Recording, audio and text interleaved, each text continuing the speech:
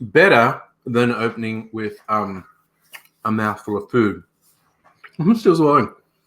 I was just chowing down my dinner just before going live because eating on camera is kind of gross. How's the gang all going? Who's here? Fox of Fate, PBR, Street Gang,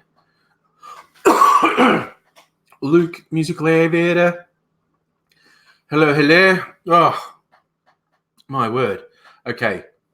In retrospect, I am thinking I should not have rushed eating that last bit of my dinner. C'est la vie. Had to do a couple of things, and my timing for having dinner got shot all to hell.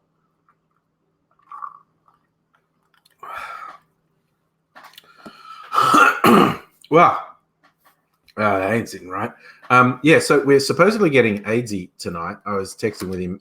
I talked to him earlier today. I was texting him a bit earlier. A bit more of my dinner. And he's very excited to go. Not least because I had mac and cheese for dinner, Luke. And hello, Catherine and David. Hello to you. And for a laugh, I was looking, is today January 9? Is that the day of anything? And the two I settled on, which are in the title of this video, I found out it's the feast day of St. Adrian of Canterbury, which seems very on brand. And it is also inexplicably Act Like God Day, which is really quite strange, honestly. Oh, wait a sec. I missed some messages from him. Is him saying something? Oh, no, soon.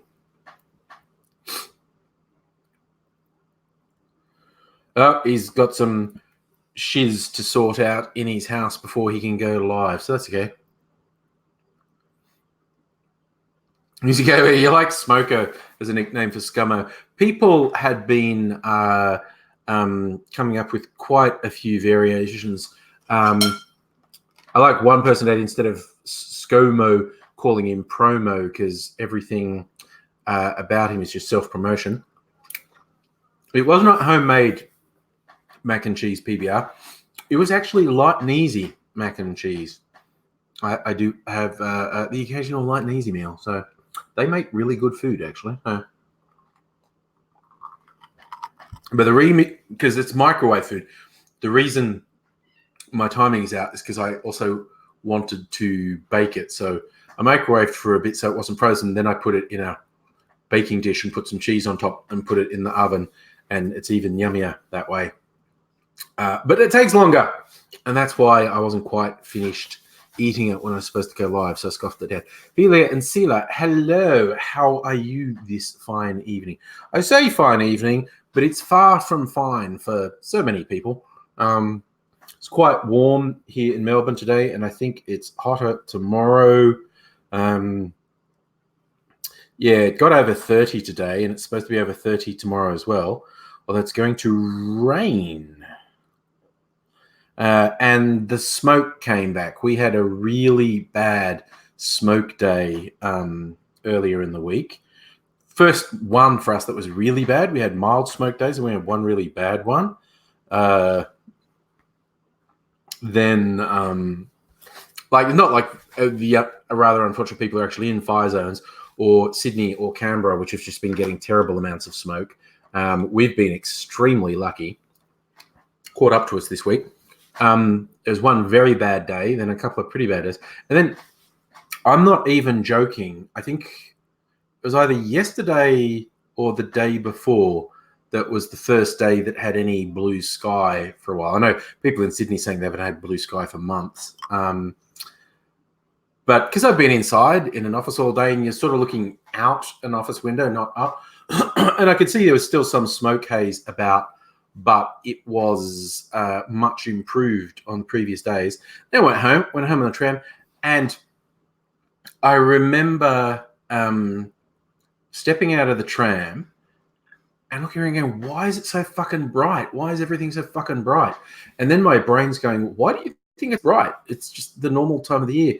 And then my brain sort of slowly processed through. It's like, oh, it hasn't been bright for several days. It's been haze for several days. So look at it, was blue sky everywhere. And think, oh, it's like blue sky and bright sunshine. I'd forgotten we hadn't had that for a couple of days. So it was a more than mildly surreal experience. So I can imagine what it's like in the actual fire zones or in places like Sydney or Melbourne Sydney or Canberra, which are copping just a horrible amount of smoke. Yes, Arthur, you would have the blood orange sunset this evening in the bush. Looks like the smoke is coming back to Melbourne. It's much worse this afternoon than it has been for a couple of days. And then tomorrow's going to be hot, so I bet we've got fucking hot and smoke tomorrow again. So, it's going to be a long fucking summer. I really worry because it's usually worst in Melbourne in February, and we're just at the start of January.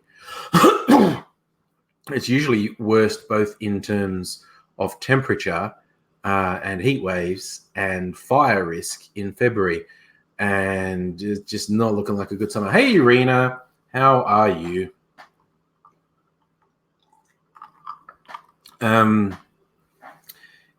So it's a bit of a thing.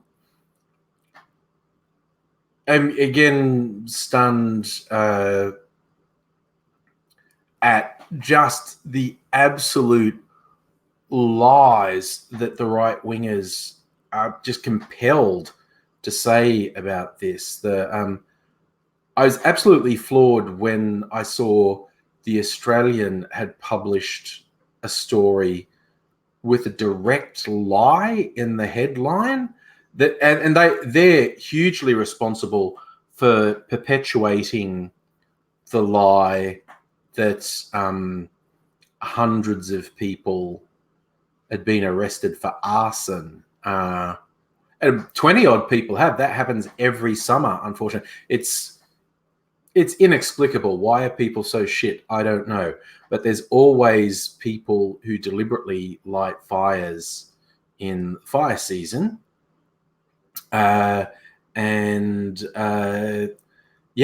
This year is no different. People have been arrested for it. But the direct and conscious lie that the Australian published that, there were 120 people arrested for arson.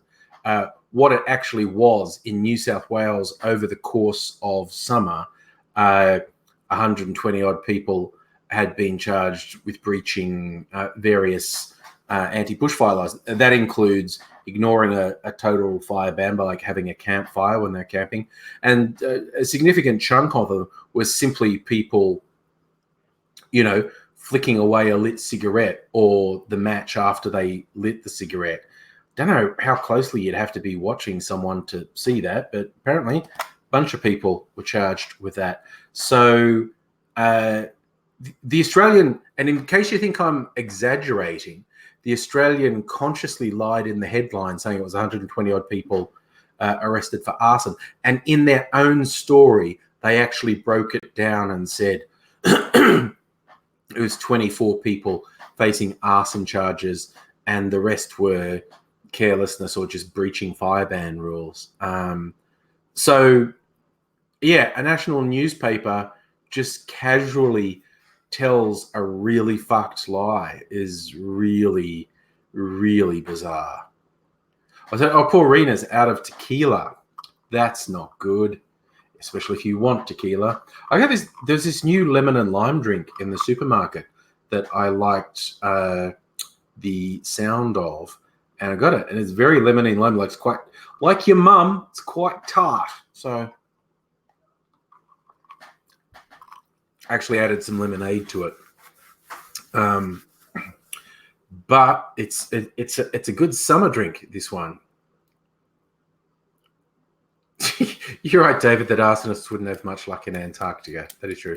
But it's just weird. The right wingers keep repeating the lie. It's because there wasn't backburning or preventative burns. And the fire authorities have just been saying again and again and again that that's not true, and that even more extensive backburning would not have stopped these fires because of the nature of them.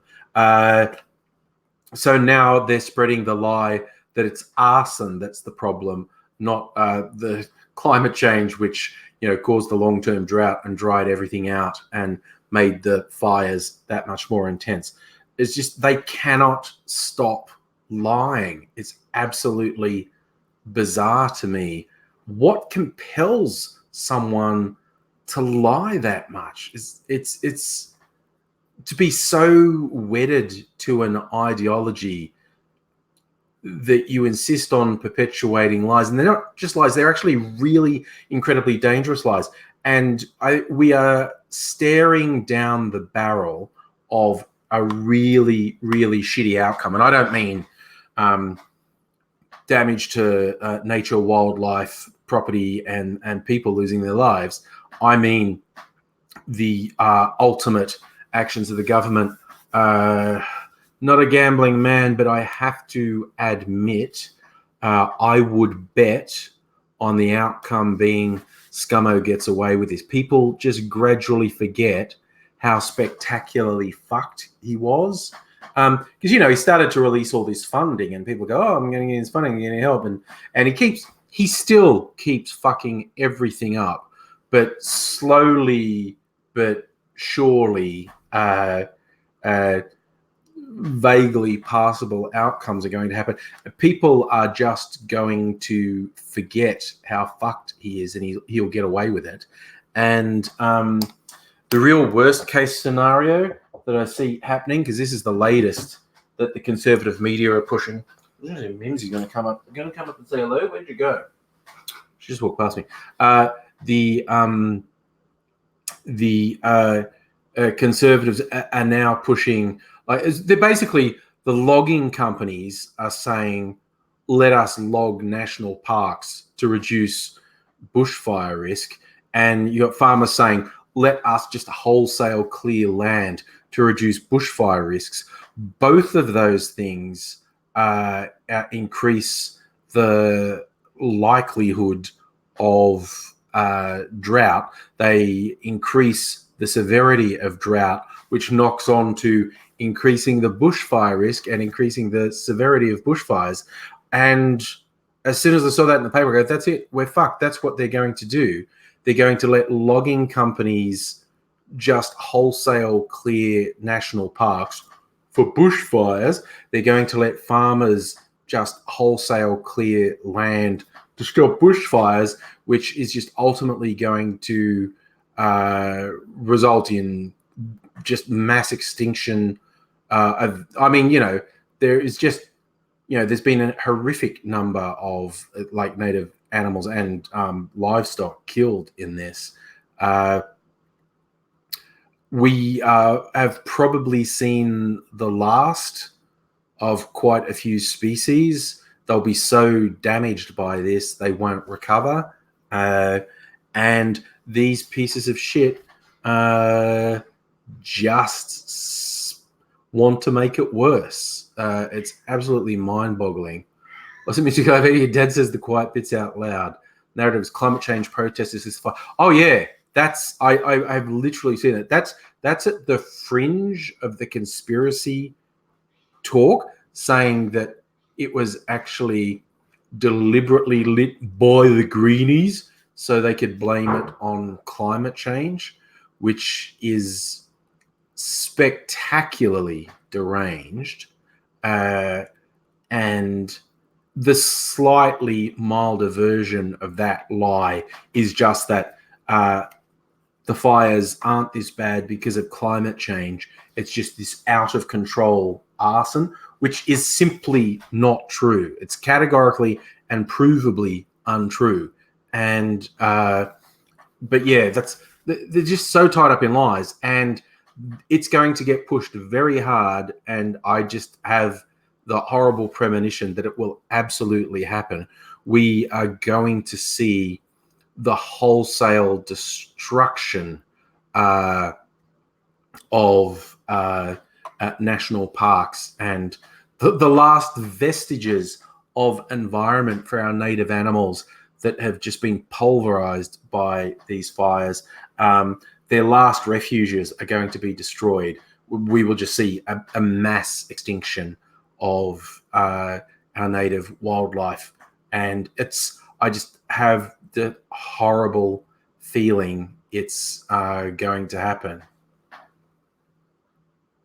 Oh yeah, Bobo, that's a classic one. Absolute piece of shit miner, Twiggy Forrest.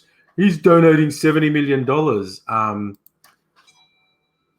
And is this AG saying he can't join us?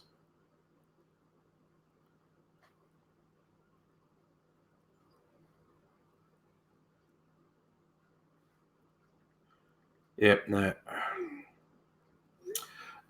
No, we're not going to get an AG. I'm going to look up...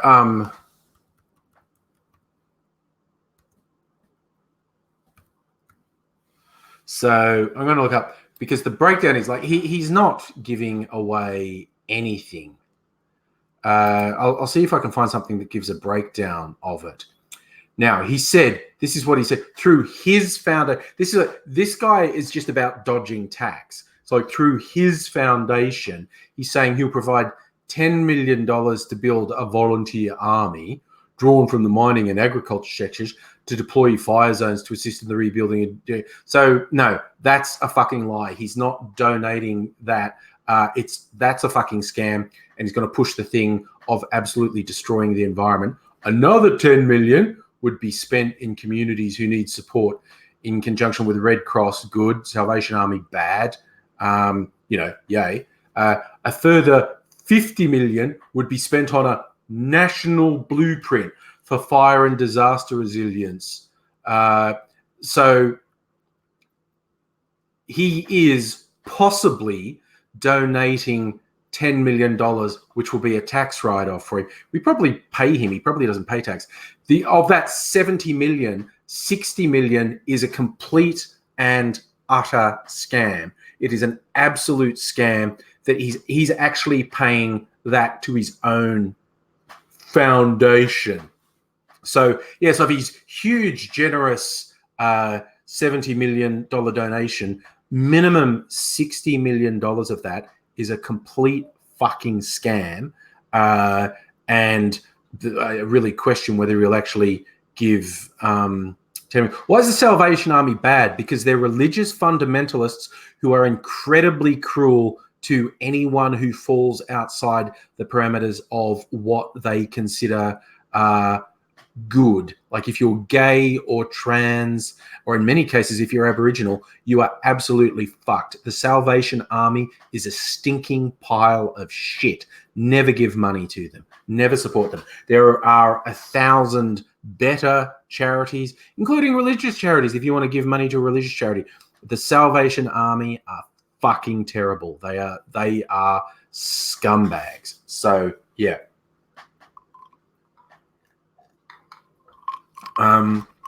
But yes, so I mean, Twiggy Forrest is donating 70 million. How about just tax the fucking prick? He is an evil, sadistic piece of shit, trying to force bloody cashless welfare cards on Indigenous communities that he stands to gain from financially. It's just a piece of shit. I don't want a $70 million donation from him that he's going to scam so it's completely in his favor. Tax the fucking piece of shit. Tax the fucking wanker at a proper level, and we'll get orders of magnitude more money, 10 to 100 times more money. B, the fucking scamming piece of shit doesn't get to use his donation to fucking pay himself.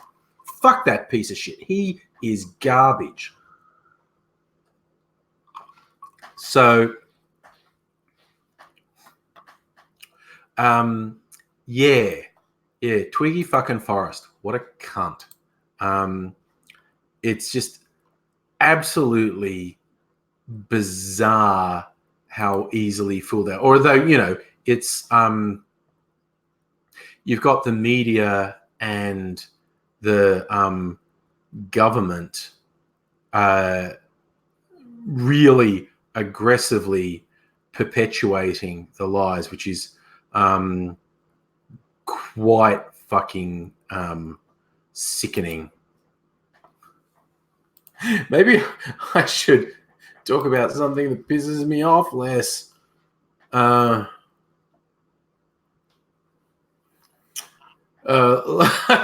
Like Harry and Meghan Markle dipping out of the royal family. So that was a weird one. Did you see that story? Prince Harry and his recent wife Meghan Markle have decided, fuck the royal family. This whole thing is shit. We're dipping out and going to spend time in America. And it's just and the palace is freaked out. So it seems reasonably obvious to me. Harry's gone, I'm sick of what the media in this country and the snooty-nosed fucking racists who consider themselves royal fans are doing to my wife. These fucking pieces of shit killed my mother. I'm out. And the Queen's clearly gone, don't do that. And Harry's gone, I'm doing it. Not that I'm not idolizing Harry stuff. I just think it's kind of funny. We're talking about how do these rich people and the companies not get taxed. They pay a lot of money to lawyers to avoid paying tax, and they pay off politicians to avoid paying tax. It's as simple as that. So that's also another good, fun diversion, Feeler and Sealer. I don't know if anyone or everyone saw Ricky Gervais, particularly his opening monologue where he's hosting the Emmy Awards. And he's doing this. This is the last time I'll ever do this. I don't give a shit. I'm going after everyone. And he said a bunch of stuff that was true. My personal favorite was probably when he said something about Jeffrey Epstein. And there was a bit of a whoo from the crowd. And he just went, oh, shut up. I know he's your friend, which is absolutely fair. But yeah, it's like the right-wingers are slobbering all over his dick, saying how awesome he is for sticking it to the Hollywood elites. And it was just like, it's not that it shouldn't have been said, what he said. It's just that...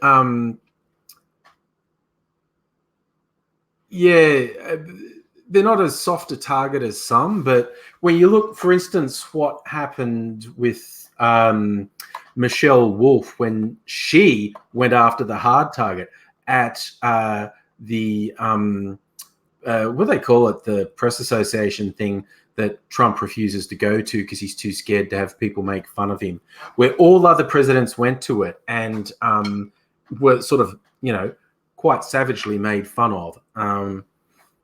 And Trump refused to go because he's a weak little baby. And so they had Michelle Wolf on it. And she did have a couple shots at someone who thoroughly fucking deserved it, Sarah Huckabee Sanders. And she copped all this shit. Like, she went after the actual fucking power brokers, the people responsible for the sick, evil shit happening in America, and the people who continue to spread lies about their sick fucking agenda. And she was vilified. You didn't see the people who go, oh, Ricky Gervais stuck it to the Hollywood elite. They were apoplectic at Michelle Wolf, where she attacked actual real power. I don't really object to what Ricky Gervais said at the Golden Globes, and I didn't hear anything that wasn't true, essentially. But that pissy little attitude of leave your politics out of it is typical of people like Gervais, mainly comfortable, straight, white men, is leave the politics out. Like, go and get royally fucked. Saying don't be political, leave the politics out. That's a political position. That's a political statement. That's being on the side of the oppressor. When someone's being fucked over by the people who are in power and someone says, oh, don't make it political, get fucked. That's making it political. That's saying don't dare challenge the status quo. Don't dare speak out about anything. That's politics. So that's probably the only thing that shits me about what Ricky Gervais said, that he acted hugely superior and high and mighty. Like, don't bring your politics in. Like, fuck you, you fucking wanker. That's politics. What you're saying there is politics. It's like the Joe Rogan bullshit. Joe Rogan is such a fucking mutant. I've tried to give him a chance, but he's just such a self-indulgent prick. Platforms actual fascists, treats it like, oh, it's just something to be discussed. You know, white supremacy, that's just something to be discussed. And like, fuck that. That's just cowardice. That is stinking, pathetic, worthless, moral cowardice. Not taking a stand is the most piss-weak, pathetic thing. It's just like, you know, you just got your hand on the oppressor's dick, giving him a quick wristy, and acting as if you're the iconoclast. No, fuck that. They're just stooges. And like, yeah, either admit you're a stooge or shut the fuck up.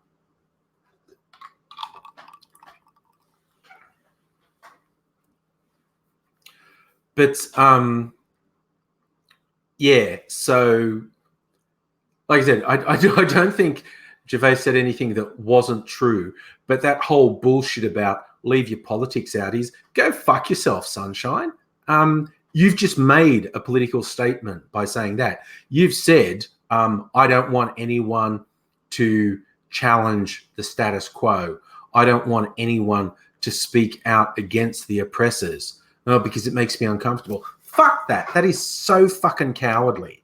I've got no time. I don't deny Joe Rogan gets some good guests. I just think Joe Rogan is intellectually and morally bankrupt and absolutely blind to the staggering level of his own privilege. To just casually say, oh, we should just discuss whether certain ethnic groups or certain gender identities, certain sexualities should just be exterminated because, you know, we should talk. It's like, fuck you, you fucking coward.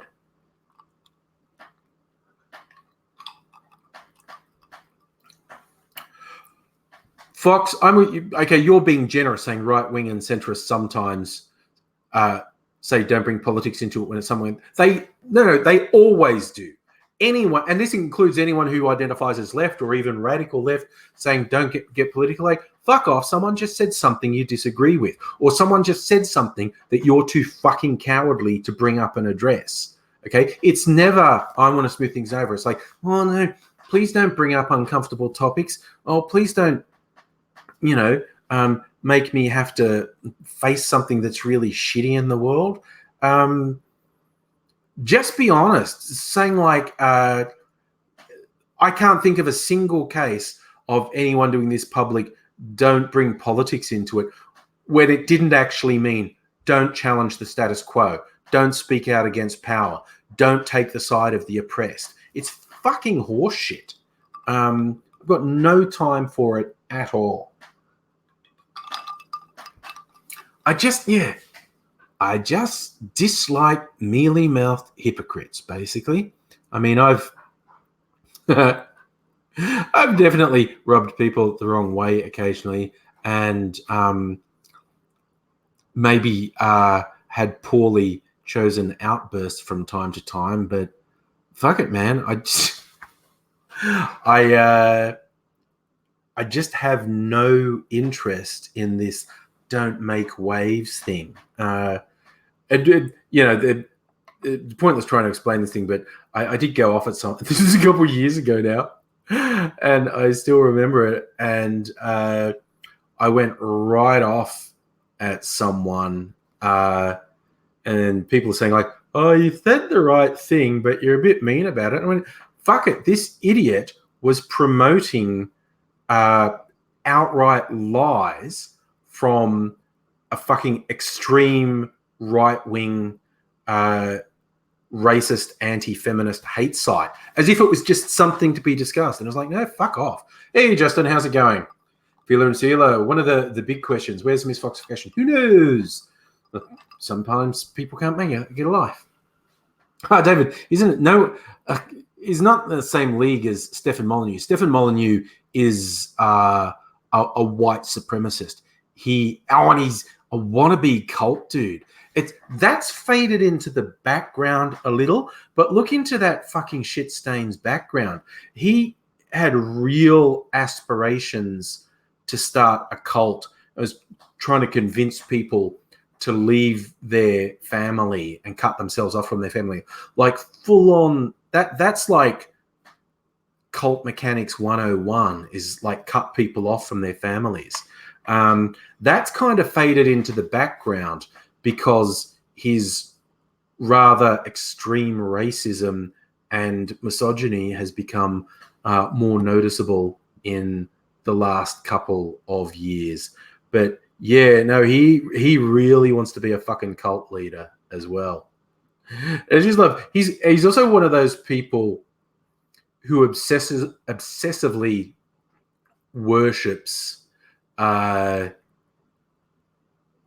IQ, which is like, you know, it's about as solid science-wise as phrenology is. And interestingly, you actually get some of these fuckwits who still push phrenology, like the races have different shaped heads and bumps on their heads, and you can tell the natural superiority by the shape of the head. Oh, Fox, the lobster thing, that was a Jordan Peterson thing. And I'm sure Stefan Molyneux is completely on board because it's this absolutely absurd thing. And I wish I had the full context for it. There's this absolutely absurd thing Jordan Peterson put about. It's like, you know, he's saying hierarchies are natural, like humans should have hierarchies. Like he's arguing against left-wing people who said like, no, like oppressive hierarchies are bad. And he said, no, hierarchies are natural. And he cited lobsters having hierarchy. And just like the level of fucking stupidity required to make an assertion like that, saying, oh, because I see evidence of this in lobsters, it's right for humans. It's like, what the fuck is that about? And I mean, even if you wanted to go to, you know, our close genetic relatives in the great apes and say, well, the great apes have been observed to do this, therefore it's legit for humans to do that. No, we might be quite close to them genetically, but we're not them. We can make decisions. The idea of saying, oh, this naturally occurs in nature. Guess what? Humans can question that. This is what does my head in. They're like, oh, you know, there are supremacist stuff go like, oh, but this exists in nature, so it's right. And it's going, humans aren't bound by instinct or herd mentality. Humans can question things. Absolutely fucking bizarre. But yeah, I mean, some people have used the counter argument, and they've said, like, you know, fucking lobsters and humans split off evolution in an evolutionary sense billions of years ago. So what the fuck? I mean, if you want to say what I see in the animal kingdom equates to humans, yeah, you could choose like bonobos, who are one of our closest genetic cousins, and they're all sex mad and non-hierarchical. So, you know, but I mean, I think that, no, it actually makes slightly more sense, or a lot more sense, than citing lobsters. The idea of saying, oh, this has been observed in lobsterism, so humans should do it. It's like, what the fuck? It's like the humans by their very nature can question those things. So the idea that you got to suppress the thing that's the most human thing, the ability to question actions, the ability to come up with new ideas, the ability to change things, to say you should suppress that is so fucking weird. David, what do I think of libertarian socialism? I'd go oxymoron. I mean, back in the day, a lot of my ideals bore some similarity to classical libertarianism, but when particularly the Johnny-come-latelys to libertarianism, it's like anyone under 40 who calls themselves libertarian, I do not trust at all, because particularly on the interwebs, anyone on the internet who's really aggressively self-identifying as a fucking libertarian, and if they're under 40, usually what they mean is, I don't want any of the rules to apply to me, and I don't want to pay taxes. It's like they want all the benefits of a society, but none of the responsibilities. And I just think they're shitheads. And yeah, Fox, you make a good point. Like if you go back to the 80s or the 90s, and I'm old enough to remember this, libertarians weren't right-wing fuckheads. And they weren't necessarily left-wing, but they were actually sincere in, no, I don't think individual rights for anything should be trampled. I don't think the government should get to prescribe anything because of your sexuality, because of your race, because of your beliefs. And at the time, I'm thinking in the time of Reagan and Bush the first, that made you look left-wing. If you were really saying, no, government overreach is bad, and I'm not on side with it, it made you look left-wing, although libertarian wasn't, strictly speaking, left-wing, but they weren't overtly right-wing. But in the last 20 years, probably most notably in the last 10 years, the libertarian movement's been taken over by really fucking obnoxious right-wingers whose whole thing is literally wholly and solely, I don't want the rules to apply to me and I don't want to pay tax, but I want all the benefits that societies offer. And it's like, well, how about go fuck yourself?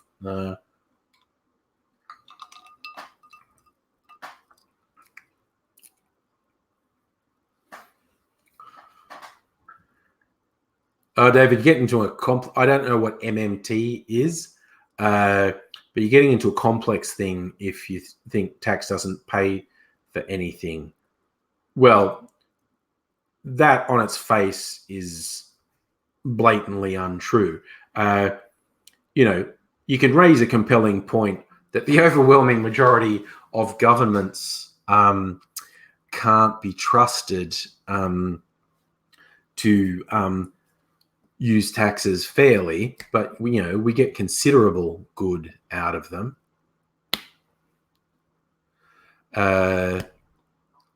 What's my view on a Bill of Rights? Should Australia have one? In the current political environment, I think a Bill of Rights would be a complete fucking disaster. I just think the absolutely horrible people who control discourse in our country at the moment, any move to a Bill of Rights would be a fucking nightmare. I think it would be used as a tool of oppression. I think it would be used to entrench power of religious right-wing white hegemony and validate abuse and oppression of anyone who falls outside their parameters. So I just think I probably can't think of a worse time in history to be pushing for a Bill of Rights in Australia, because it would be a fucking disaster. I guess, Fox, the left have anarchism. There's certainly anarchism doesn't seem to be very popular with right-wingers, although, again, you get the ANCAPs, people who call themselves anarcho-capitalists. Whereas capitalism is the most hierarchical, oppressive system imaginable. And it's the same thing. Anyone who calls themselves an anarcho-capitalist, fucking run over them with a truck. It's just they're actually worse than the people who call themselves libertarians. They literally I don't want any rules to apply to me. I don't want to pay tax. I just want all the money. I don't really see any difference between someone who calls themselves an anarcho-capitalist and the right-wing libertarians. They're the same fucking people. But yes, actual anarchism, the removal of hierarchies, very unpopular with right-wing people. So yes, anarcho-capitalists, they're very into hierarchy. They put the anarcho in because they think it sounds cool and they don't want any of the rules to apply to them. So David, modern money theory. All right, I'm going to quickly look that up.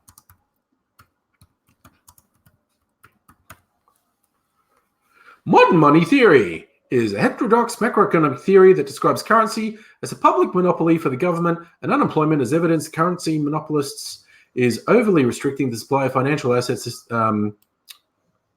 Who came up with modern monetary theory? American economist Warren Mosler bears similarities older school of thoughts like functional finance and chartalism. Mosler first began to think about in the 70s when he was a Wall Street crowder. A quick look at this. Advocates argue the government should use fiscal policy to achieve full employment, creating new money to fund government purchases. According to advocates, the primary risk once the economy reaches full employment is inflation, which can be addressed by raising taxes and issuing bonds to remove excess money from the system.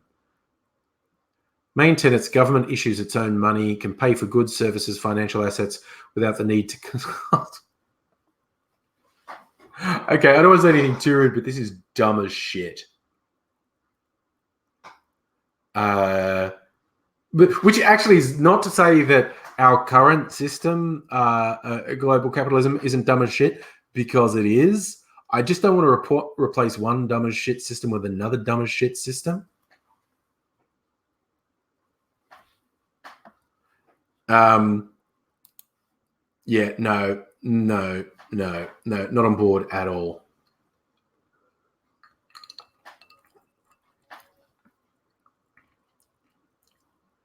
Yeah, it's like some guy did a weekend bender on tequila and LSD and has come up with some mutant half-breed offspring of communism and capitalism, and it's just, yeah, no, just on its face, it's dumb as shit.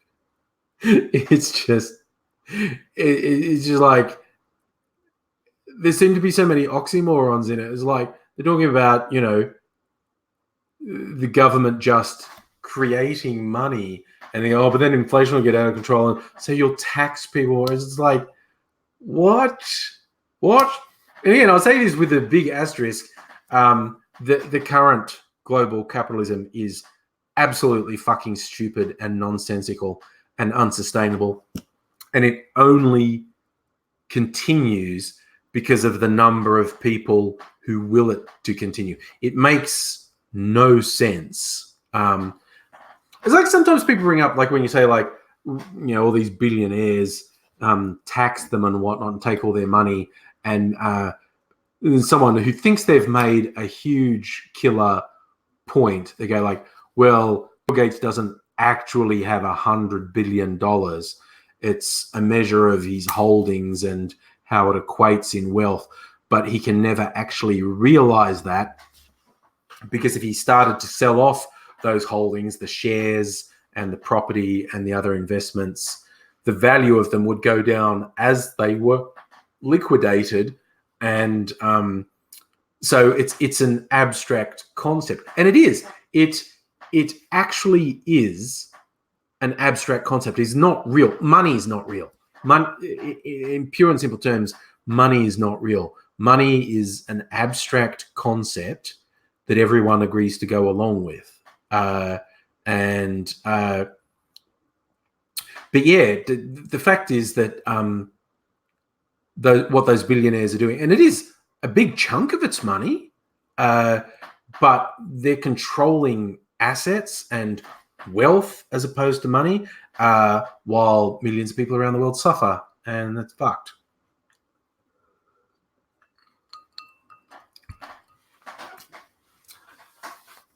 Justin, I love that sentiment that we shouldn't look at ideas through a prism of ideological classification, just take ideas on merit.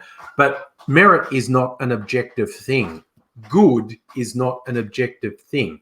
Everyone views everything through the prism of their own ideology, their own prejudices. And me, definitely. I'm not trying to act like I'm above that. My views of what is good and what is bad and what will work and what won't is heavily informed by my views on the world and society and what I think is good and what I think is bad. The concept of merit, and okay, and just as I think, because I work in IT and have for 20 years, IT's been plagued by this concept of it's a meritocracy. The best people rise. It's not like all the shitty other industries that, the robber barons started and it was exploitative. But, IT is a meritocracy. It's a fucking lie. Like everything else in the last couple of 100 years, that the technology industry vastly rewards straight white men over everyone else. I love that there was an American, actually I think he was born in India, but he rose to fame and got really rich in America. I'm trying to remember his name. He's like an Indian American entrepreneur, tech entrepreneur, made a huge amount of money. And he published this thing once where it's like, one of the big, it was either a tech magazine or a finance magazine said, "Hey, can you tell us the secrets of succeeding as an entrepreneur?" And he said, "Yep, sure. Rule 1, be born rich. Be born into wealth. Be the product of generational wealth. Rule 2, be white. Rule 3, be male." It's like 98% of people who succeed in this fall into that. They were born into wealth, they're white, and they're male. There are exceptions, and the exceptions get blown out of all proportion. But the vast majority of entrepreneurs have a huge amount of money and a support network.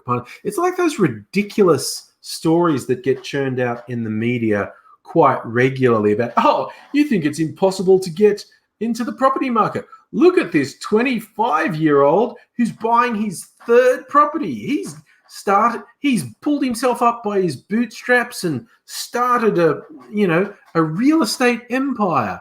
And somewhere way down the line, they talk about his inheritance and the interest-free loan he got from his grandparents and how he lived at home rent-free with his parents while he put all this money into real estate. It's just like, fuck off. It's like privilege begets privilege.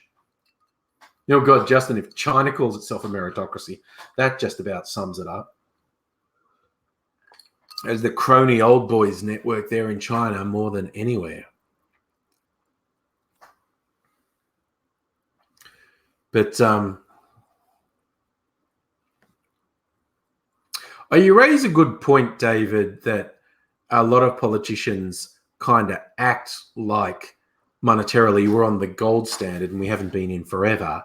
Well, that's what I was saying. Money is an abstract concept. It's not real. It's not worth anything. It's only because there's this elaborate set of rules and conventions in place and people choose to conform to them. And it's like, the central payoff in Fight Club, destroying the data centers for the financial institutions. So, like, no one has any money. There's no debt. There's no money. But think about that for a while. Like, if you do something Like blowing up buildings won't work anymore because of redundant data centers. But say, and honestly, I don't think this is beyond possibility. Say you came up with the world's most destructive malware, whether you're going to call it a computer virus or a worm or whatever, but malware, and you came up with the most destructive malware in history, and you effectively destroyed all of the financial systems in the world. You destroyed all the financial records. There was no objective record of who had money, who had what debt, who owned what. What would happen? What would happen after that? It was like, wait, what? What would happen if the illusion was stripped away, and it is just an illusion? If it got stripped away, what would happen? I mean, or honestly, chaos would happen.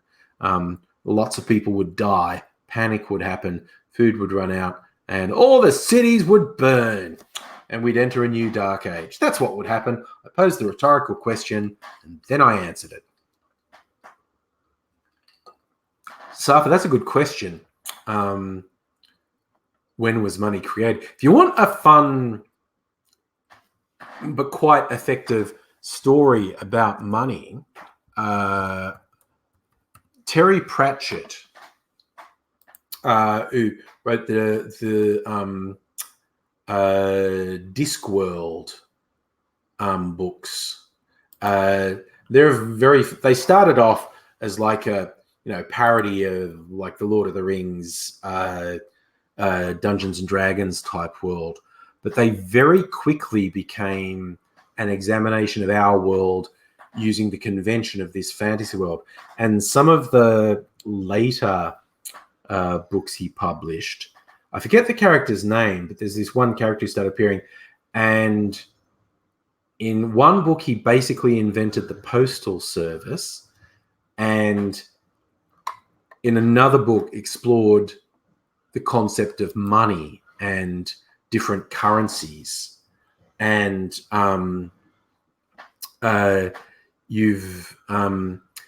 a really good insight into how people convince themselves that money was a thing. So how long have we been using money? Some people think 40,000 years ago. What does this thing? Who invented money? Who indeed?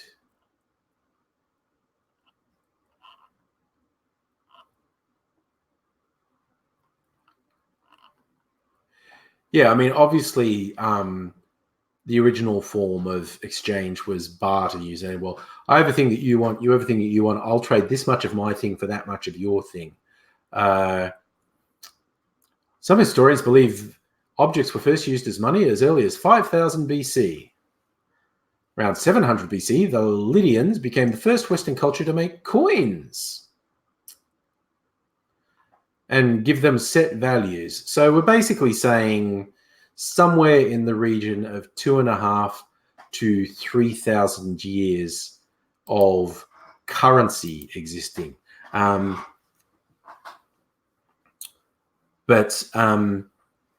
Yeah, you can see the obvious change from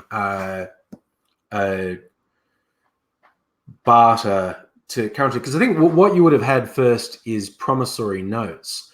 Like you'd put things like, okay, I'm a farmer, I make all my money in harvest season, but I need to live for the rest of the year. Okay, harvest isn't for 3 months, but I find myself in need of something else now. And here's a person who's got it, but they want some of my harvest in return. My harvest isn't here yet.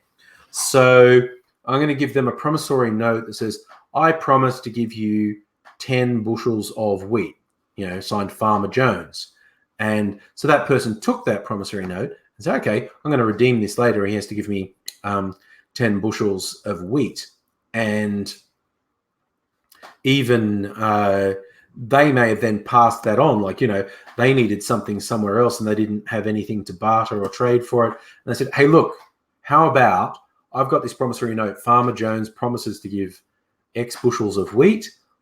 I'll give you that and you give me this. And they go, okay.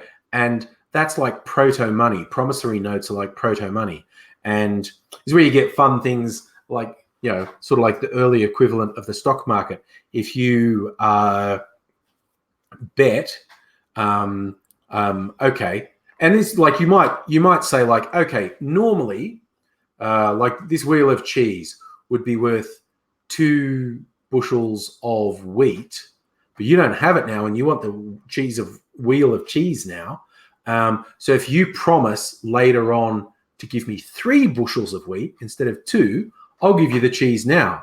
And the farmer goes, oh shit, that's rough, but I need it. I'll give you 3 bushels. So hey, that person just made a profit. And where that could really come back and bite the farmer is if he had a bad yield. Like normally he expects 100 bushels and something goes horribly wrong and has only got 20 bushels. And it's like, oh, and shit, I have to give that guy 3 bushels. Holy shit, this is a bad year for me. And equivalently, it could have gone the other way. If the farmer has a bumper crop and has twice as much as expected, they're completely happy to give this guy the 3 bushels afterwards. But then that guy's going, oh, shit, look at all he's got. This is worth next to nothing. Oh, my God, if I could have seen the future, this wheel of cheese would have been worth way more than 3 bushels. So that whole, I think the first things, like I say, people used to trade shells or shiny stones. You had to convince people to value stuff. But at a certain point, things became, okay, this abstraction, whether it's a promissory note or a nice shell or something, is a promise. If you hold this, you're able to like redeem this for a dozen apples down the line or something like that. So, and but then there was always arguments over what something was really worth. And that's where people started saying, okay, we're now going to represent it with coin and say, this is worth exactly this much and will always be worth it. But then you have inflation in the market price, like, 1 denarius last year could buy you 2 jugs of wine. But because like there was a shortage of grapes that season, you hung on to this 1 denarius and you go to the wine merchant and you can only get 1 jug of wine, whereas last year you could have got 2 jugs of wine. So it's all abstracts. Like there's like early versions of the stock market, like betting on price fluctuations in company shares, is adventurous sea voyages. Someone's going, I'm going to the new world and I shall come back laden with spices, but I need someone to invest in the thing because it's expensive to go over there. So it's like, if I get the equivalent of £1,000 from you, that gives you 10% of what I bring back. And the last time I brought back £100,000 worth of cargo. So your £1,000 will end up being £10,000. Isn't that a good deal? And someone goes, yes, I'll put all my wealth into this very risky journey because lots of ships didn't come back. Sometimes the ships come back and the person makes a killing. And sometimes the ships get lost at sea and you lose everything. And that's the stock exchange, the early version. Tell you what, I hate complaining about the level of smoke we have in Melbourne for this last week because, as I keep saying, it's nothing compared to what's been happening in Sydney and Canberra. But Jesus, really notice it when you haven't had it that much all summer. My throat just feels raw, has all week. It's like I've been smoking or standing next to a bonfire all week. And I drink a lot of liquid. Speaking of which, that's my lemon lime juice is depleted. Oh, and it's Thursday night. Can probably afford to have a celebratory drink for the second half of the show.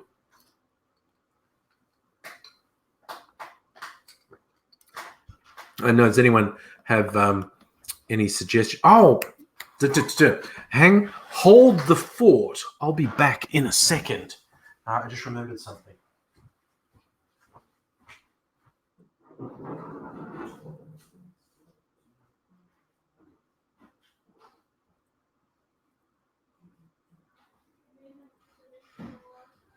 No. You didn't close it sooner. I thought you might have closed this other door. All right. Now, okay, I'm back. Now, on the basis of a discussion we had the other day, I happened to go into Dan Murphy's, and they had Pimm's on special. Pimm's. We were talking about Pimm's the other day. Someone said it was like basically gin, spirit-based drink. It's safest not to drink while pregnant. Well, I'm just fat, not pregnant, so that's okay. By appointment to Her Majesty the Queen, Distillers and Compounded, Pimm's Company, London. Original only with watermark. There you go. So what do they describe Pimm's as? Let's say here. Bottle contains Pimm's #1, the original mixer, made from a closely guarded secret recipe. There you go. A signature cocktail. But does someone want a signature cocktail? Who do I do a signature cocktail? Oh, Justin, it's a bit clear in Canberra, but yeah, it smells of smoke. That's the thing. That sort of smoke hangs around. So I'm going to make a Pimm's drink, I think, because we were talking about it, and I've never actually had Pimm's. Let's look up a Pimm's cocktail recipe. I'm not doing anything real, because often they just say, oh, just put lemonade with it. No, I want something interesting. What do I got for a Pimm's cocktail? What alcohol is Pimm's? Based on gin. Classic Pimm's cocktail, Pimm's recipe. Okay, here we go. 9 best cocktails with Pimm's #1. Okay. The leading role, Irish whiskey. Wow, it's whiskey heavy. Irish whiskey, Scotch, Pimm's, lime juice, agave. Oof. Could do. That's called a leading role. I might do that. Pimm's spritz. Fuck, that's just lemonade. Pimm's and tonic. That's just tonic. Pimm's #1 cups, just lemonade. The Pimlet, as opposed to a gimlet. Pimm's and gin and lime juice. The Scotch ones are Rakia Pimm's cup. So that's vodka and Pimm's. A Pimm's Sundowner. Pimm's and lemon juice and orange. No, that's shit. A Pimm's and lemonade. Fucking Gentleman's Mule. Pimm's and ginger. I fucking hate ginger ale. All right, well, the winner in that list was the first one, in fact. The leading roles, Scotch, Irish whiskey, Pimm's live juice. Can anyone else? Let's see if I can find another one. A Pimm's Mojito. Cocktail, Pimm's cup. No, Pimm's cup is shit. There are so many things like, it's a cocktail if you add lemonade to it. No, actually. It's not really. I'm a bit of a snob like that. But anyway. Okay. 5 Pimm's cocktails. It's the last one I'll check. What does this one say for 5 Pimm's cocktails? Perfect for summer drinking. A rustic Pimm's cup. That's Pimm's and lemon and lime. Soda, ginger ale, gross, and beer. No, that's disgusting. Pimm's and proper. Pimm's and elderflower and lemon juice and rose syrup. I have all those things. Rose syrup. So I probably wouldn't bother with the soda water. Cloudberry. Pimm's gin and berries lemonade. Yeah, shit. Pimm's iced tea. No, fuck it. Pimm's spritz. Fuck it. Okay. No. The Scotch one wins. The leading role. Unless someone's got a better suggestion. Dr. Obama, hello. How are you? Well, no. The Wig Cellar is my favorite booze shop because they have all the weird stuff. Dan Murphy's is just the cheap one. Although, okay, Dan Murphy's, because I finally broke down and got a Dan Murphy's card, and I never wanted one because I thought, oh God, what makes you look more like a rampant alcoholic than a bloody discount card from an alcohol store?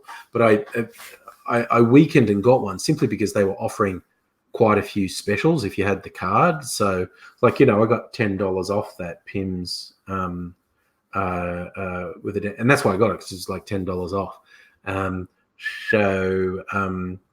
Yeah, I eventually got one. But Dan Murphy's do this thing, if you buy stuff with the card, so they've obviously got on record that you bought that. And it's like the dumbest bit of machine learning targeted advertising I've ever seen. It's like a week after you buy something, they send you an email going, hey, have you run out of this? Buy some more. And I don't know, that might make sense if it was a bottle of wine or beer or something. But it's like, there'll be times I've gone in there and I'm like re-upping the cocktail cabinet because a couple of things ran out at more or less the same time.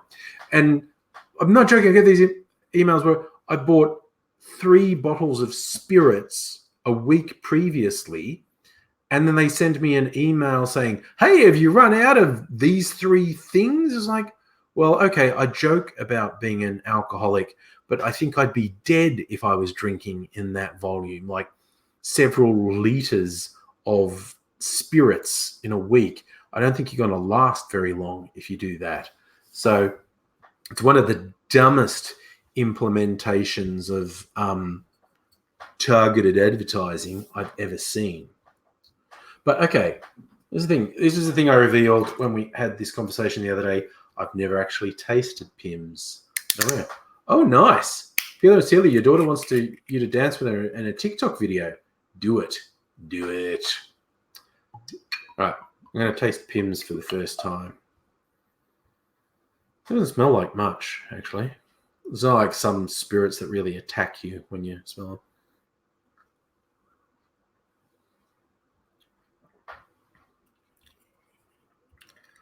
Yeah, it's quite light. It's got a sort of herby flavor, which I guess is what they're saying it is. It's a herbal fucking gin infusion. All right, I'm going to make... I always like it when I make something for the first time. The leading role. Irish whiskey, Scotch whiskey, Pimm's, lime juice. I have all these things: lime juice, agave syrup, and bitters. I always want to check this. I always forget conversion. I'm just double checking something here. Volume, 1 ounce is 30 mils. Okay, so they're saying half shot of whiskey, half shot of Scotch, half shot of Pimm's, half shot of lime juice. Yeah, okay. All right, so I've got to get ready. I've got to get my glass again. If I was trying to be stylish, I would do this in a shaker and then pour it into one of my more elegant glasses. But I'm just going to put a big thing of ice in my cut glass tiki mug and stirred rather than shaken. Where's my tiki mug? Down here. Quite like having my drinks card here. All right, big thing of ice from the big old ice cube tray. Gotta love that. Actually, that's probably my favorite shop is the Bitters Lab in Fitzroy. They have neat stuff there. I don't really buy alcohol from there. I buy all the accoutrements, the bitters and that glass and that ice cube tray. So, whiskies. Scotcheroony and Irish, some Jamisons. And I'm going to get my lime juice. I'm going to go to Costco on the weekend. Where's my lime juice? I think that's it. Out of that. All right. Okay, here we go. So, the leading role. I got my little measuring jigger there. All right, so Scotch. My classy Costco brand Scotch. Kirkland Scotch. Pimm's Irish whiskey. Irish whiskey. Celebrating my Scots-Irish heritage.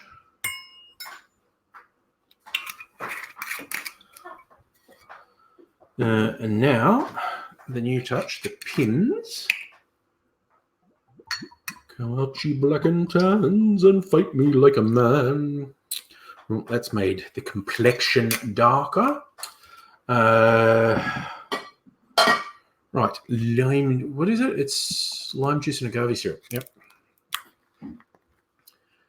Come out, ye blackened tans, and fight me like a man.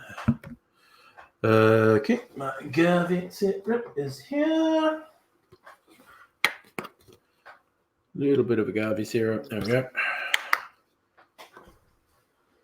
And where did I put my bitters? They're probably just over there. How many bitters do we want? We want some bitters. All right. Where are my bitters? It says just use Angostura bitters. I might use this one. Oh, there it is. Your common or garden variety, and just trod on something that almost made me fall over. Angostura bitters. Hey, Abigail, how you doing? Sorry there.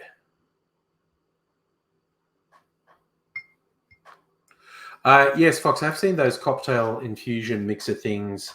They sell at Dan Murphy's, and I have, on occasion, been tempted to get one. They're really just sugar. They're honestly sugar and some flavors. And again, I'll be a bit of a snob here and say I'd rather mix my own cocktail rather than just having something that all you end up tasting is sugar. I'm a snob, definitely being a snob when I say, oh my God, I saw a thing, like all Facebook advertises to me is booze, right? Because I always post stuff about cocktails on Facebook. And one of my favorite cocktail bars in Melbourne, the Trinket Bar, is having a special night. There's apparently a takeover from these guys from New York, apparently a legendary bar in New York, Death and Company or something. And they're having a very special night where they will make you cocktails and snacks that go with it. It's on a Wednesday night. Very tempted to go. I don't know though. Abigail, oh, good. You got your gaming PC up and running. Nice. Oh, that's pretty good. Wow. Yep. No, these are my sort of cocktails. Got the flavors. I maybe could have put it. I mean, I went with their recommendation for the amount of lime juice. I maybe could have put a bit less lime juice. It's got a bit too much of an edge. But yeah, the different flavors of the whiskeys and the Pims and the lime juice and the sweetener. It's like, yeah, that's pretty good. It's not bad. Good experiment with the dosages a bit to decide if I think I definitely, if I made that one again, I would definitely put less lime juice in it. I like lime juice, but it's just overpowering it a little. So I think I'd put less lime juice in and see what that does. I actually want to get some people around here at one point and do some experimentation, see if they can taste the difference. Like, Fox saying, but me claiming to be a cocktail snob is belied somewhat by me stirring my drink with my finger. I go, you don't have the copper cocktail set. I've got two different shakers. I've got a traditional one that's silver, and I've got the Boston one, which is a glass and a silver cup, which I find a bit more difficult to use.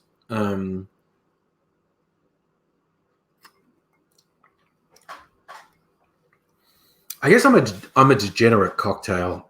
So if I was a real cocktail snob, I wouldn't be doing this. I would have shaken it with ice and then strained it into a more appropriate glass. And I couldn't be bothered. I just did this. I mean, you know, a purist would say, that's a tiki mug. You should only drink tiki cocktails in there. But but I'm not that into tiki cocktails, actually. Although I did find there's a tiki bar in town. I think it's not been there that long. I stumbled across it a while ago. It's kind of fun because they've gone super over the top with the decor, like bamboo and fake plants and tiki carvings and whatnot. They've gone really over the top with the decor, and their drinks are nice, and it's a fun sort of vibe in the place. I think I've only been there twice. I just stumbled across it once, and I went back again another time.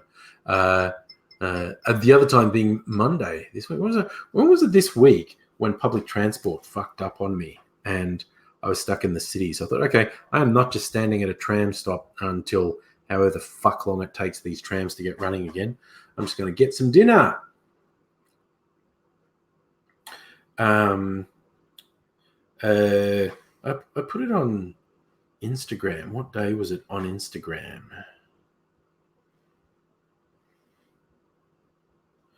Where did I get all these likes? Oh, people like the cat picture, did they? Yes, they did. I thought they might. Everyone loves cats. Okay.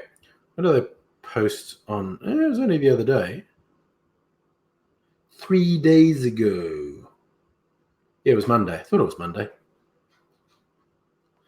Yes, I just hung out in the city, got some dinner, and had a cocktail or two while I waited. Yes, that's it. Oh, okay. Robot Man Greg. Of course, you know the luau.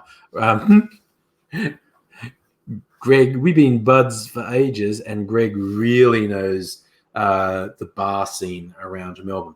Back when I didn't know any of them, Greg would show me places. So, of course, you know the luau. But there's a few places I like in the city, and there's a few places that people often talk about that I've never been to, but I keep meaning to try out at some point. But yeah, this one coming up at the Trinket Bar with the trendy New York cocktail people taking over their bar for the night. I might go to that. Hey, good spirit, 5:17 a.m. in Michigan, 9:17 p.m. here in Australia, on the East Coast anyway. Not counting Queensland because they're fucking weird. I think we're an hour different to Queensland because they don't like daylight saving. I like daylight saving. I like that it stays light till quite late in the evening. My day was fairly good, thank you. So I started a new job just before Christmas, and I'm having to meet a lot of people. I set up a lot of meetings. I had like 4 or 5 meetings today to talk with people about things. And I've got the same number tomorrow, just making myself really busy. But that's good. That's good. I get into it and avoid my fucking imposter syndrome. I had it earlier this week. I actually felt sick when I woke up because I was worried, what if I didn't do that thing right? Oh, shit, maybe I should stay in bed. I feel sick. And I soldiered on with it. And there was nothing wrong because I'm actually good at my job. But yeah, the old imposter syndrome is hard to beat down sometimes. Oh, Greg, you've never been to Trinket Bar. I think I stumbled on it on Comedy Festival last year. Went out with Mrs. Angry, and we were just looking for places to check out between shows that we were going to see in the Comedy Festival. And we just went in there on a lark. And the Trinket, they do drinks and food, but they have it downstairs, and I don't think it's open all the time. But the night we went there, you want to go downstairs? We'll get you a table downstairs. And it's like Narnia. The doors to it are a wardrobe. They open the doors of the wardrobe, and there's a curtain in there, and you sort of go through the curtain, and then there are stairs going down, which was pretty cool, honestly.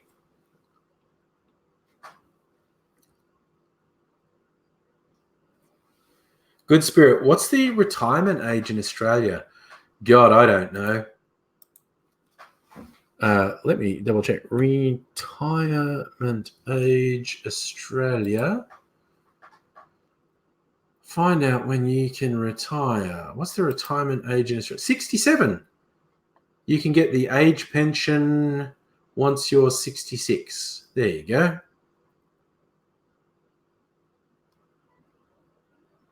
And it's going to go up to 67. And it's going to keep going up because the fucking economy won't be able to support it.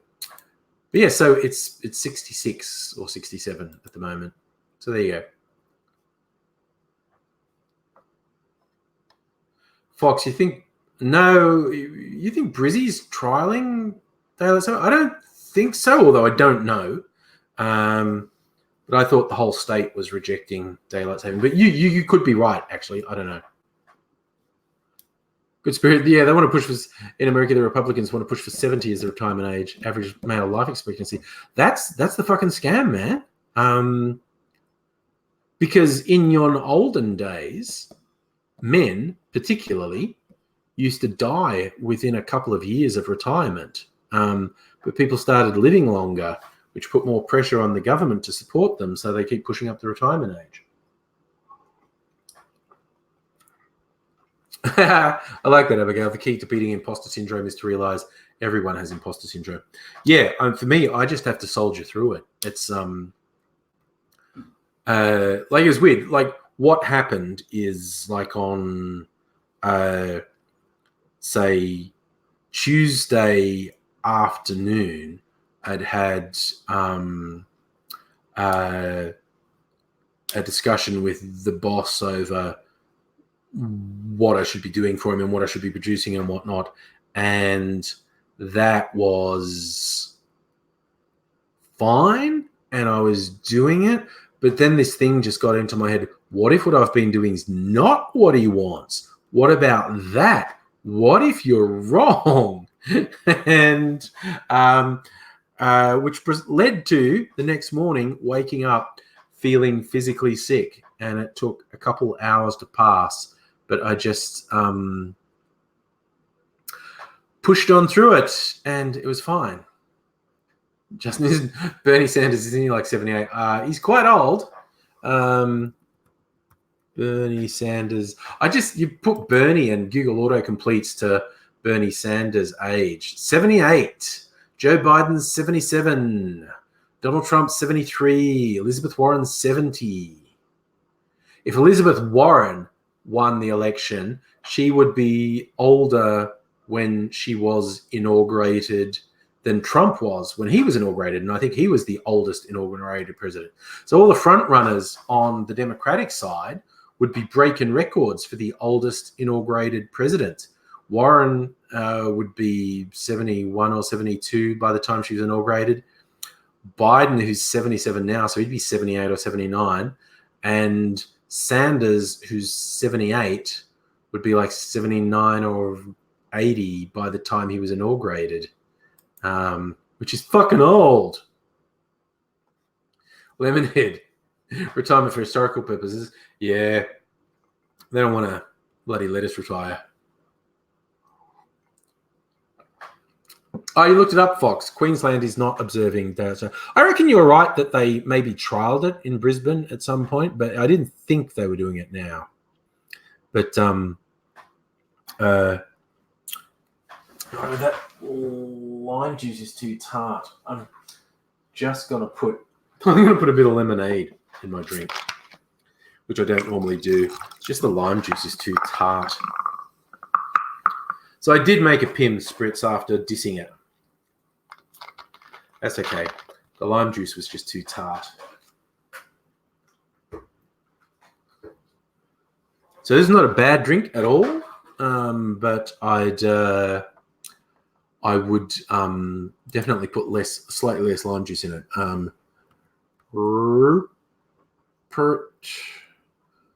Murdoch age 88. So hopefully he'll be dead soon. He looks fucking dead when you see him now. Good Spirit, you're a Bernie guy. I was not. I had some problems with him in the last election. I had some problems with some of his fan base. Among the problems I had with him were his age. He just seems too old to be running again. But he historically seemed to have had a bit of a blind spot with where he was failing to address the concerns of women and of non-white voters, and a sort of toxic subset of his fan base, the Bernie Bros, derided that as identity politics, which I find a really creepy thing for someone to say. It's not me, so it doesn't count. But, and going into this cycle, when I looked at all the people who were running on the Democratic side, I was leaning towards Elizabeth Warren. In fact, I was reasonably strongly in favor of Elizabeth Warren. But as the campaigns progressed, I've just started to see, like, I think Sanders is the only real option for actual change. Everyone else is part of the machine. Warren's a bit less deeply in the machine than someone like Biden or Buttigieg.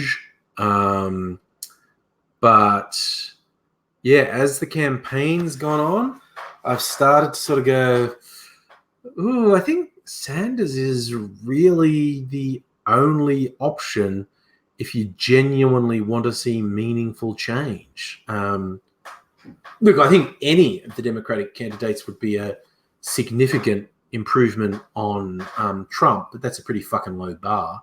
That's not a recommendation. I think Biden would be terrible. I think Biden's shithouse. I think he'd be a terrible candidate. I'm hard pressed to think of who I dislike more out of. I don't dislike Biden. I just think he's a terrible candidate. All that really awful centrist shit he does all the time. Whereas I dislike Buttigieg. Buttigieg is, he's just a smarmy little git. I really dislike Buttigieg. So who knows? And the interesting thing, like, Biden's been the front runner, and as lots of people have pointed out, is basically historically whoever's the front runner, like at this stage, never gets the nomination. So maybe Biden will buck that trend. Maybe this is just symbolic that he's not going to get the nomination. I personally think he'd be a fucking terrible candidate. But yeah, I'd go Sanders first and Warren second, I think. Although I'll tell you this, it wouldn't change my mind, but you know how Kamala Harris had some kind of diehard fans, but it can never turn into any sort of meaningful momentum. If Biden announced, like, ahead of the caucuses, which are happening, in a month, if Biden announced either ahead of the caucuses or at a very early stage, like if he went well or kind of well in the first couple, if Biden announced Kamala Harris as his running mate, he said, now decided there's a ticket. I'm running for prez, and Kamala Harris will be my Veep. That would be it. They'd be all over. They'd be unstoppable. I honestly, and I'm not saying that because it's a good thing. I'm not saying it'd make me support Biden. But if Biden came out and said he was running with Kamala Harris as his Veep, that'd be unstoppable. They'd be straight, because the establishment loves them both.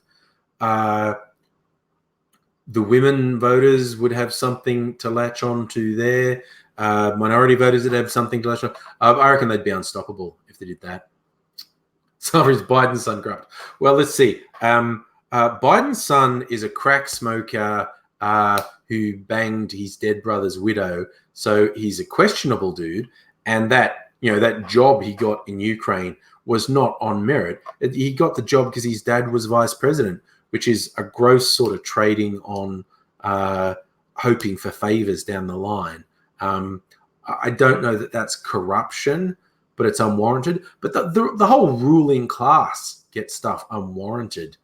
And it's particularly hilarious when you see the gross nepotism that Trump does and the corruption of Trump and like the absolutely crystal clear breaching of what's known as the emoluments clause for which he should be impeached. The idea of Trump critiquing Biden for his son getting a job with a foreign outfit is fucking ridiculous. But we live in a ridiculous world.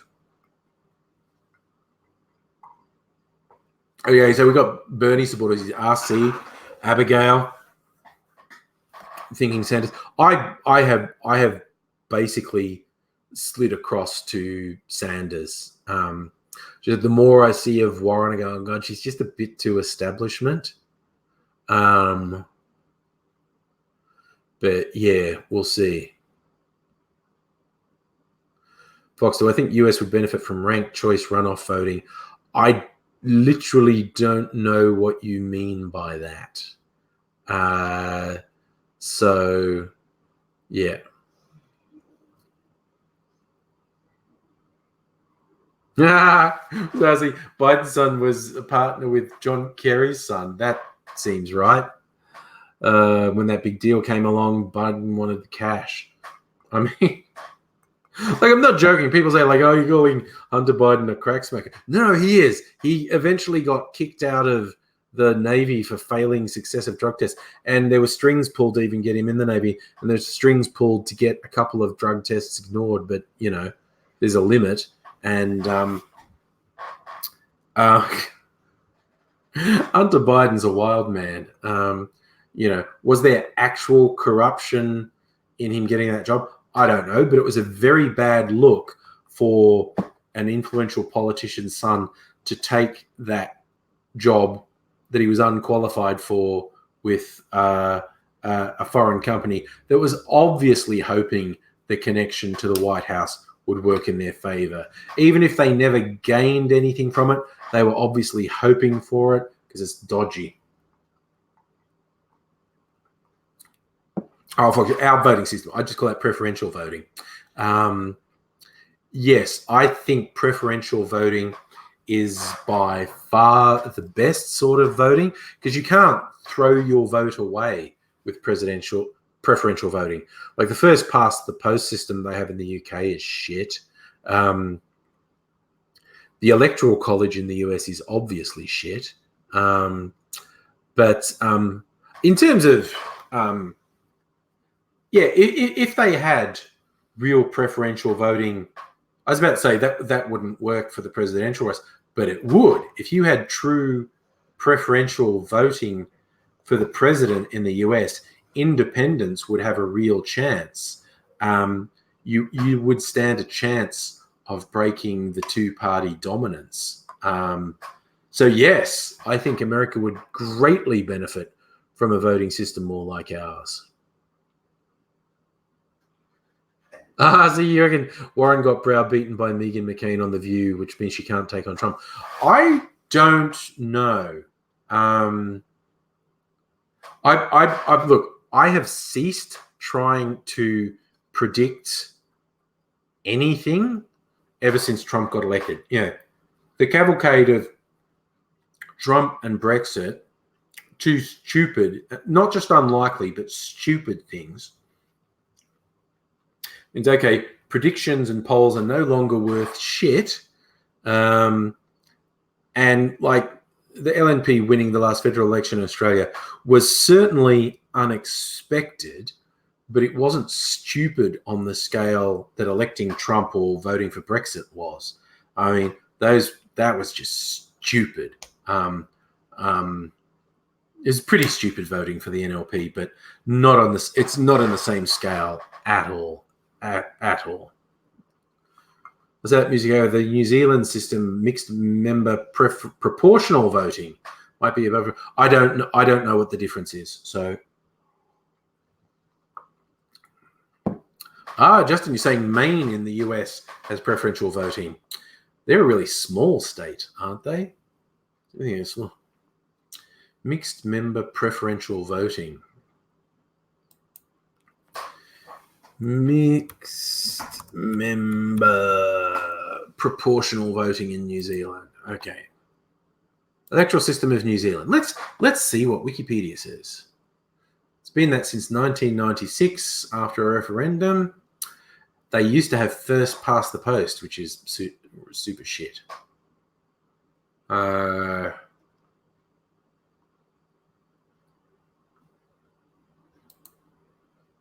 Mixed member proportional representation. Voters get 2 votes. 1 to decide the representative for their single seat constituency and 1 for a political party. Seats in the legislature are filled first by the successful constituency candidacy and second by party candidates based on the percentage of nationwide or region-wide votes that each party received. The constituency representatives are elected using first past the post or another plurality majority system. The nationwide or region-wide party representatives are in most jurisdictions drawn from published party lists similar to the party list proportional. To gain a nationwide representatives, parties may be required to achieve a minimum number of constituency candidates, minimum percentage of the national party vote, or both. Okay, that seems complicated. I can see where there would be some benefits to it. It seems a bit complicated. Are we talking about breaking? I always hear this argument: break up California into multiple states. The US needs new states. Yes, you can make a case for that.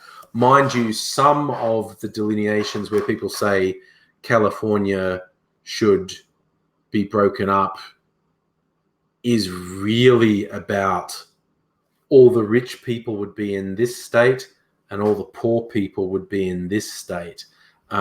Some of the suggestions for breaking it up are quite evil, honestly. It's literally just, I don't want my taxes to pay for poor people, so I want to draw a border so that the poor people are actually in a different state. So take it with a grain of salt. Like California's economy is huge. You definitely can very easily make a compelling case to break California up into at least 2 states, possibly as many as 4 or even 5. Yeah, I agree, RC. DC should have statehood. That's an interesting one, Fox. Texas has in their constitution that they're allowed to split into 5 states. That's pretty wild. Geographically, of course, Texas is huge. Geographically, California's pretty big, but economically, it's huge. It's one of the biggest economies in the world. So, yeah, you can definitely make a case for breaking up California. But like I said, some of the proposals I've seen for how it should be broken up are honestly just evil. Disenfranchising poor people and maximizing the benefit to rich people. Just you think USA could take over Australia and incorporate our states? I don't think anyone wants that. There's often been talk of combining New Zealand and Australia into a single country. I don't think anyone's discussed it seriously like in the last 50 years, but it's often been discussed, the idea of Australia and New Zealand forming one country. And again, yeah, you can make good arguments for that, but I think the parochialism of both countries has always stopped that from happening. New Zealanders didn't want to be subordinate to Australia, and Australians didn't want to get dragged down by New Zealand.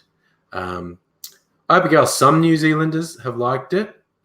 It has historically had more support in Australia than New Zealand. But there have definitely been some New Zealanders who've supported it over the years. But it's not realistic in pure and simple terms. It's not realistic.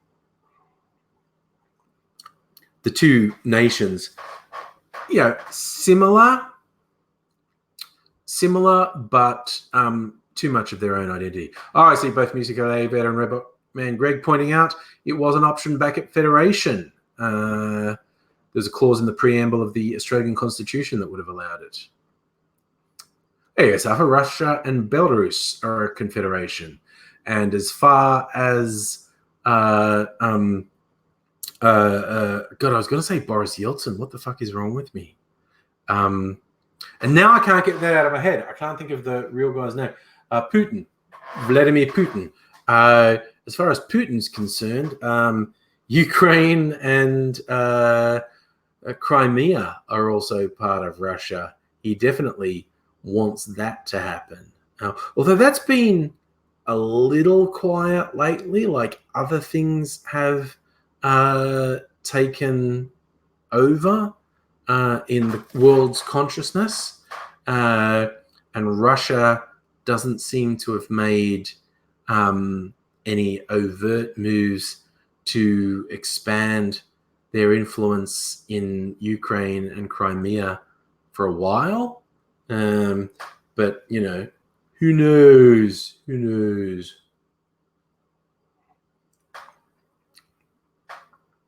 Yes, what country wants an island for a state? Yes, that's the big question. But yes. And okay, one of the other potential states for the USA is, of course, Puerto Rico, rather than being a protectorate or whatever the fuck it is now, make it a state. There's weirder things like the concept of Hawaii being a state of the USA is so fucking far away. And like Alaska is a US state, but there's a whole fucking country between the continental United States and Alaska. It's just, politics is ridiculous. Like we were talking earlier about money being imaginary and a construct that only exists because everyone insists it exists. If people stopped believing in money, it would stop being there because it's not real. It's not a thing. It's not a thing. Oh my God, that is an interesting bit of trivia, RC. Tasmania was late into Federation because the official documents got lost in a public servant's desk, so they didn't get signed until 3 weeks into 1901. Oh no, that thing. So the Crimean government is Russified already.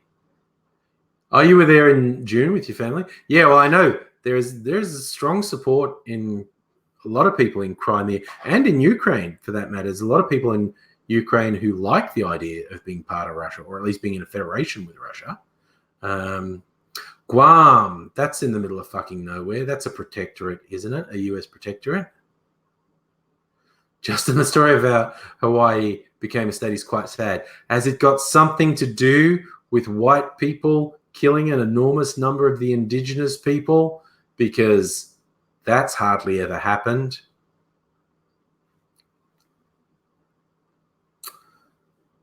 Oh, was Puerto Rico a territory? I didn't know if it was a protectorate or whatever. Yeah, I knew like US owns it. It's US sovereign soil. But yeah, they don't have voting rights. They don't get to vote in the elections. Yes, they probably deserve statehood. But yes, the United States is a weird concept. It is a fun thing. If you want a fun, depressing podcast to listen to, and I've mentioned this one before, it's like a mini series podcast. Like, some podcasts go forever, for as long as they can. This one is like a mini series. It's called It Could Happen Here, and it's exploring the idea of a second civil war in the United States. how could it happen? Could it happen? What could lead it to happen? What might it be like? And the guy who does the podcast, Robert Evans, he does a very funny podcast called Behind the Bastards, but he's a journalist, and he's a conflict journalist. He's specialized in going into war zones, and so he knows a lot about war, and he's been in civil wars, and he knows what it's like. So the story he spins in the podcast, It Could Happen Here, is quite compelling, super depressing, because it just sounds so plausible. And again, what's interesting is historically, when you look at a huge collection of states that arbitrarily decide they're a country, that it always ends up with civil wars.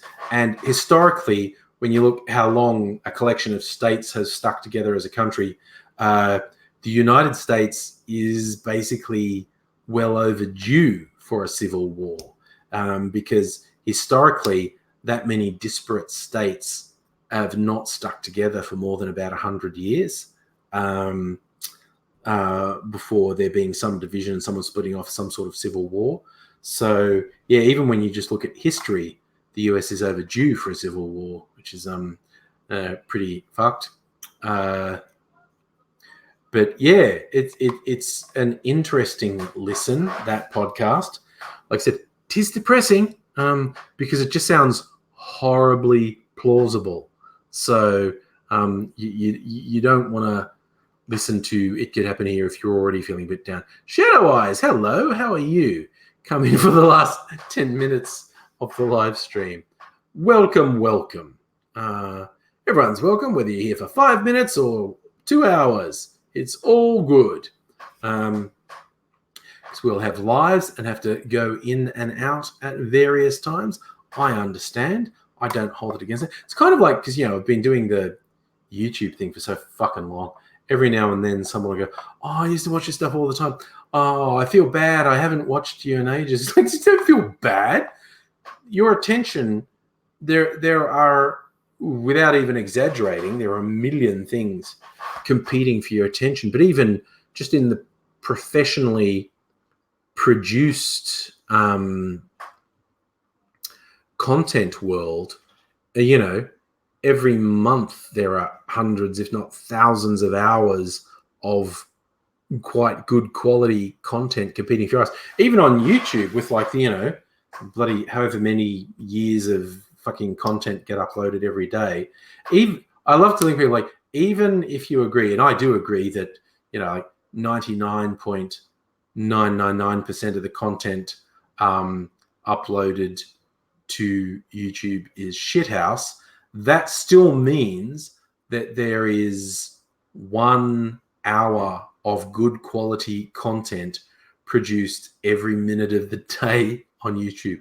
And that is a fuckload to compete with. Even if it was just real time, if it was 1 hour of good quality content uploaded every hour of every day. It's about 1 hour of good quality content uploaded every minute of every day. That is a fuckload of stuff to compete with.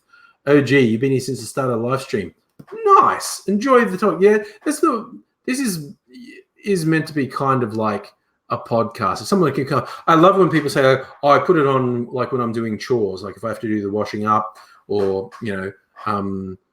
vacuum and mop the floors or whatever, I'm folding laundry. I really like the idea of someone using my long rambles to keep them company. Yes, well, this isn't officially a podcast. It goes for that long. I think, people using it as a podcast is definitely a good idea. Shadow Eyes, you're dealing with insomnia. Where are you again? What time is it where you are? I'm sure you've probably told me heaps of times. And got the cocktails. I just forget. Now I'm just drinking water, a little bit of melted ice. But it's still got a bit of the flavor in there, which is nice. Flavor sort of hangs around.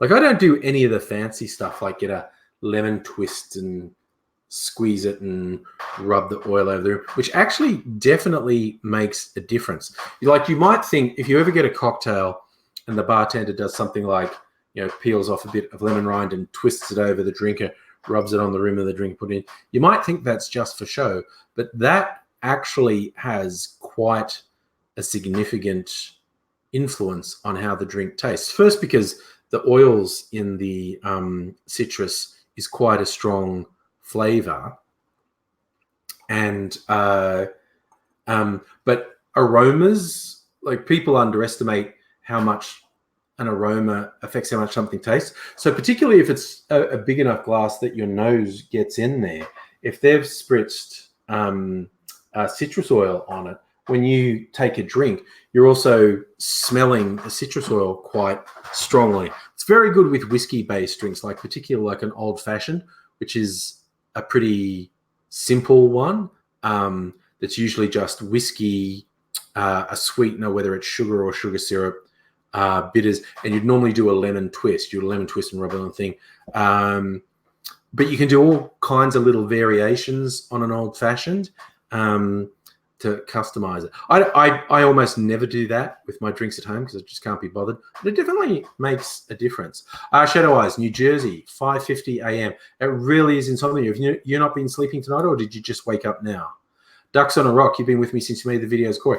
That was, the first big boost for my channel is, when Corey noticed me and I did videos with him, and he sort of mentioned my channel to people. That was the first big boost I had on my channel. Yeah.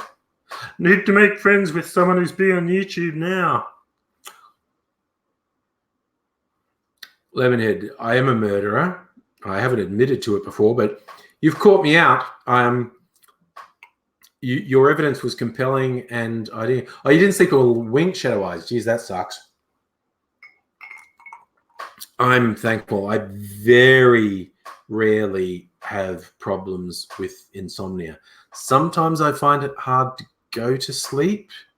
Yeah, sometimes I wake up in the night, I guess, but I'm really lucky. I rarely have a problem with insomnia. What I do have, I have really bad tinnitus, however you want to pronounce it. I mean, ear damage, which means I get a constant noise that's like microphone feedback. It's always there, is in the background, but sometimes when it's quiet, it's really loud. And from some of the stuff I've read, it's very inconclusive, but some of the stuff is like, if your blood pressure is a bit higher, the tinnitus gets worse. And I'm not joking. It hasn't happened recently, but there have been nights where I've been trying to go to sleep and the tinnitus is completely out of control. It actually the lulls sound like the wind whistling constantly. The bad bits, it just feels like someone's screaming in my ears. It's this howling sort of noise. It's like it goes from being really stormy wind to being worse than that, to just being like this howling, screaming sound in my ears. And it's like loud. When you listen to music that's too loud and it hurts. Sometimes my tinnitus creates, fortunately not that often, but sometimes my tinnitus creates that feeling. And it's an illusion. There's no sound, but it's damage to the eardrum and whatnot that sends the signals that are the same as the signals you get from sound. So my brain thinks there is a really loud noise in my ears, even though there's none. And yeah, that's really creepy when that happens, the really bad tinnitus nights. It sucks. It sucks so much. But yeah, it's always there. If I think, so I shouldn't have started talking about it because now I'm conscious of it. And sometimes it also it builds pressure in my head. Like it's not a headache, but it's like a headache. And yeah, it's just fucked. It is particularly bad. And there's two things that cause my tinnitus. One is I had a really bad ear infection in my inner ear when I was a kid that wasn't treated properly till I was a teenager, like 15, 16. And by that stage, it had actually done a lot of damage. The other thing is going to Too Loud rock concerts and standing right next to the speaker, which did permanent damage to me. I've had to have surgery on this ear So this ear is literally half deaf, and this ear is a little bit deaf. So, for instance, if I'm with someone and if they're not facing me and they're not speaking loudly or clearly, I can't hear them. I can't understand what they're saying. I basically need people to face me. Or if they're not facing me, they need to speak quite loudly and clearly. So that's a real hassle that people even turn slightly away. I can't hear them or I can't understand them.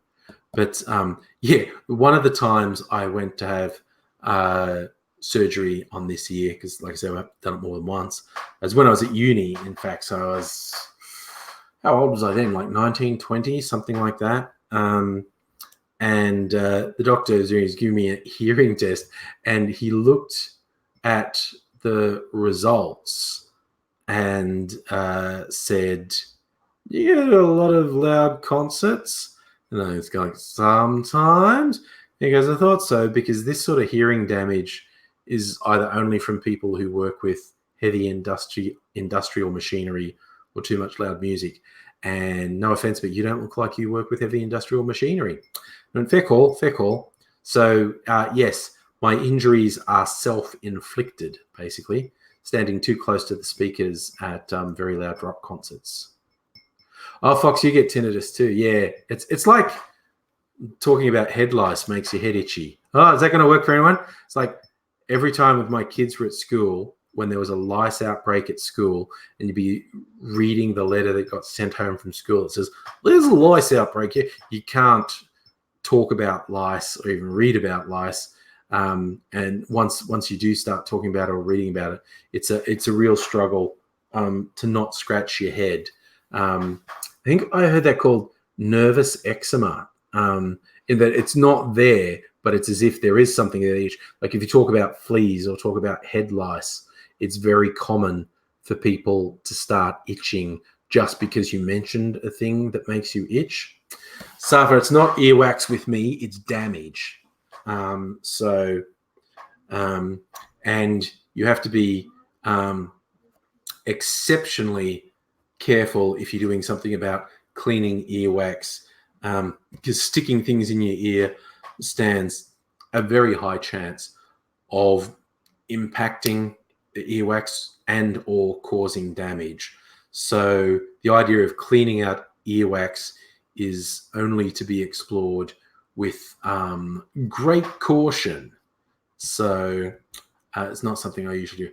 I hope you get migraines. Yeah, well, that sucks. I wouldn't be surprised if you had tinnitus come on with the migraine. Migraines are orders of magnitude worse than tinnitus. But the best description I ever had is from a friend I worked with years ago. She got a really bad migraine at work one day, and she had to go and lie. We had a sick room. She had to lie down. She goes, "You have to turn the light out." "Okay, okay there?" She goes, "No, I'm not. I'll die if you leave me here." And I'm going, "What? No, you won't." You go, "It feels like I will." And the description she gave, a migraine is a pain so bad you think you're going to die, but you're scared you won't. The pain's so bad it feels like you're going to die, and that would actually be a relief. So if you don't die, the pain's just going to continue. So how many concerts did I go to? Not that many, but I remember one in particular. My favorite bogan rock band as a youth, an Australian band called the Angels, who were very good. At one of their concerts, I actually climbed up on the speaker stack to take photos of the band from an angle. And so I was right next to their fucking speakers that were meant to fill this whole auditorium. And the bass beats going up were creating a breeze that was blowing my hair. I think I can pin that down as when I did the damage.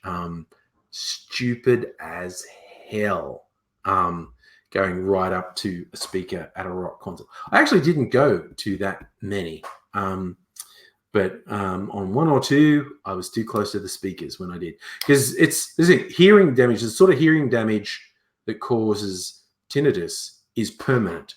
There is no cure for it. There's a lot of hocus pocus, snake oil bullshit that people say will help. There is, at this moment, no effective cure for tinnitus. It's permanent damage. And it's weird. You damage your eardrum and you hear noise all the time. And you're partially deaf, in my case. So, yeah, that's fun, isn't it? We're agreeing that Shadow Eyes and Abigail agree that's a good description. Pain so bad you think you're going to die, but you're scared you won't. I had a temporary thing that caused migraines once, and it was a tension-related thing, and the medication I actually got, it wasn't pain relief. There's apparently the blood vessels in my head were too constricted. So particular sorts of exertion would tighten them up and cause this piercing, like someone stabbed me in the head with an ice pick pain. I described it to the doctor. He said, yeah, there's a name for that. It's men who usually get it. It's a stress-related thing. I'm going to give you this medication. It's not pain relief, so it won't make a migraine go away if it comes along. But what it's done, it's supposed to relax the blood vessels, which is what was causing the migraine. After particular sorts of exertion, you tighten up and just have this horrible vice-like pain in your head. But that was only temporary. So, and because a lot of migraines aren't really that temporary, people are going to suffer them for their whole lives. This one for me has recurred once or twice, but I know what it is now and I know how to deal with it. But yeah, migraines of any type, not good, not fun. Not fun at all. See, okay, here's the thing. I'm going to go to bed now. And because Adesy didn't come along because he had something went wrong in his house just before he's starting. And it was set up because I looked up, is today any sort of special day? It's the feast day of Adrian of Canterbury, which for those who don't know, that's Adesy's real name, Adrian. So we're going to make it all about him. And I also discovered that today is Act Like God Day, which is really quite weird to discover. No one actually knows who came up with that or proposed Play God Day, which is very, very weird that someone came up with Play God Day, but no one knows who. Play God Day, you're meant to be nice to people, use your godlike powers for goodness. Rottweiler dude, you listen to speedcore and hardcore techno with headphones. Yeah, see, headphones are perfectly capable of causing you permanent hearing damage. Basically, if someone else can hear your headphones, they're too loud. But yes, so I'm going to go to bed on that cheery thought that we didn't get to celebrate the feast day of Adrian of Canterbury with Adrian, and we didn't get to go into Play God Day. Because you're going to be here. That's sad. Hopefully he'll be here sometime soon. But until then, I will bid you fine people farewell. Look after yourselves, one and all. I look forward to seeing you again soon. But I'll say bye for now.